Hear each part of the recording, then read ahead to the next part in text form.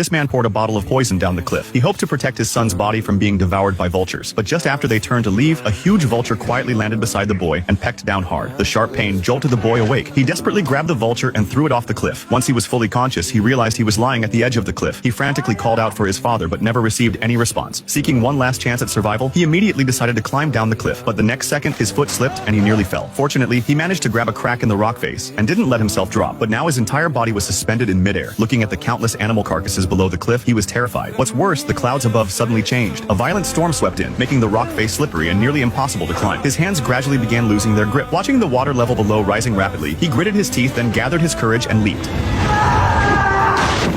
The next day, a sharp pain woke the boy again. His foot was unfortunately injured. He crawled with difficulty toward a puddle and greedily drank the rainwater mixed with mud and sand. After resting briefly, he removed his shoe and discovered his ankle was severely swollen. So he wedged his ankle between two rocks and forcefully reset the displaced bone. The excruciating pain nearly made him pass out. Afterward, he found some branches to make a splint to stabilize his injured leg. But just as he caught his breath, he was horrified to discover several wolves staring at him intently. He immediately dragged his injured leg and ran for his life. Seeing a large tree ahead, he struggled to climb up, but suddenly, one of the wolves bit his foot. In this critical moment, the boy pulled out a knife and stabbed it hard into the wolf's heart. Then he seized the opportunity to climb up the tree and saved his life. But the pack didn't leave. They kept pacing back and forth below the tree. It wasn't until the next morning that the pack finally dispersed, leaving only the wolf he had stabbed behind. He initially wanted to kill it on the spot, but when his eyes met those helpless eyes, his heart ultimately softened. So he used his belt to tie the wolf's mouth shut, carried it into a cave, and helped clean its wounds and apply herbal medicine. Under the boy's careful care, the wolf slowly came back to life. The boy dragged his injured leg out to forage for food. Luckily, he quickly hunted a wild rabbit. But when he returned to the cave and was about to roast the meat over a fire, the wolf stared straight at the food and couldn't help but pounce on it. The boy raised his hand and drove it away, then tore off a piece of raw meat and put it in his own mouth, showing it who was boss. From that moment on, the wolf was completely conquered by the boy. As time slowly passed, their injuries finally healed. They set out together on the road home. No matter how fierce the wild beasts they encountered, the wolf always stepped in front of him without hesitation. But when a blizzard arrived, every step became incredibly difficult. Even worse, they encountered another pack of wild animals charging at them. They could only hide in a cave temporarily, but what he never expected was that a lion was lurking inside the cave. The wolf didn't hesitate for a second before rushing forward to fight the lion to the death. But against absolute strength, it couldn't hold out for long. In the nick of time, the boy pulled out his bow and arrow and hit the lion right in its vital spot with one shot. Though they narrowly escaped, the wolf had been severely injured by the bite, so the boy cut meat from the lion and fed it to the wolf, hoping it could pull through. After resting, he held the dying wolf in his arms and continued moving forward step by step. After what felt like forever, he finally saw the outline of the village. His father saw